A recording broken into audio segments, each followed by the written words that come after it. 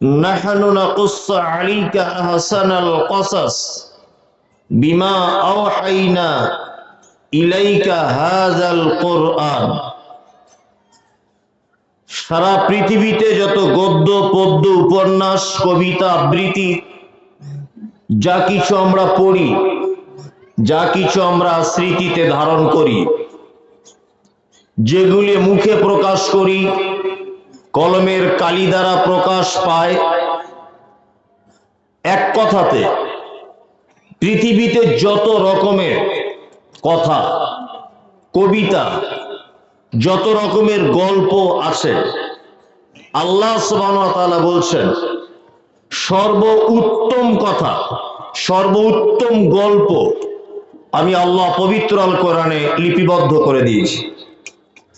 মানে কোরআনের থেকে শ্রেষ্ঠ কোনো কাহিনী, শ্রেষ্ঠ কোনো কথা পৃথিবীর দ্বিতীয় কোনো কিতাবে খুঁজে পাওয়া যাবে না। আরেকটা কথা বলে রাখছি, তাহলে পৃথিবীর সর্বশ্রেষ্ঠ কথা, কথা কার? আল কোরআনের, অর্থাৎ আল্লাহ। নাম্বার 2, পৃথিবীর শ্রেষ্ঠ নবী, নবীকে মুহাম্মদ সাল্লাল্লাহু আলাইহি ওয়াসাল্লাম। পৃথিবীতে আল্লাহ সুবহানাহু ওয়া তাআলা যত জিনিস সৃষ্টি করেছেন, পিপীলিকা থেকে উহুদ পাহাড় পর্যন্ত যত আল্লাহ জিনিস সৃষ্টি করেছেন, সব থেকে উৎকৃষ্ট সৃষ্টি তার নাম কি? মানুষ। সর্বোত্তম সৃষ্টি কি? মানুষ। তাহলে উত্তম কথা আল্লাহর, উত্তম নবী মুহাম্মদ সাল্লাল্লাহু আলাইহি ওয়াসাল্লাম, আর উত্তম সৃষ্টি মানুষ।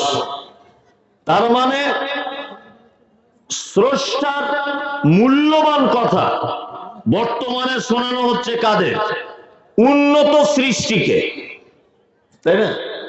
তার মানে আপনাদেরকে বুঝে নিতে হবে যে এই মুহূর্তে আপনার কিভাবে এখানে বসা উচিত, কতটা ভদ্রতা বজায় রাখা উচিত, কিভাবে বক্তব্য শ্রবণ করবেন সেটা আপনার ভাবা উচিত। আপনি শুধু শ্রবণ করে চলে যাবেন না, সাথে সাথে আমলও করবেন, এটা আপনার ভাবা উচিত। উচিত নয়? উচিত। শুধু যে আল্লাহ পবিত্র আল কোরআনে উত্তম কথা বলেছেন এ কথা নয়, যাতে সাধারণ মানুষ, একটা আচারওয়ালা, একটা ফেরিওয়ালা, একেবারে নির্বোধ অশিক্ষিত নিরক্ষর লোক যাতে পবিত্র আল কোরআনটাকে সহজে বুঝে নিতে পারে, এই কারণে আল্লাহ সুবহানাহু ওয়া তাআলা অনেক জায়গাতে অনেক উদাহরণ পর্যন্ত পবিত্র আল কোরআনে পেশ করেছেন। পেশ করেছেন না?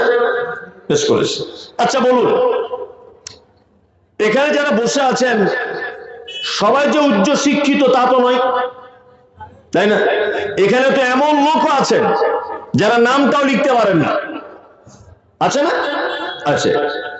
তাহলে আমি যদি এখন মহা আকাশ সম্পর্কে যদি বক্তব্য রাখি, আচ্ছা বলুন, যে লোকটা নিরক্ষর, লেখাপড়া জানে না, তা মহা আকাশ সম্পর্কে বক্তব্য রাখার ফলে ওর কোন উপকার হবে?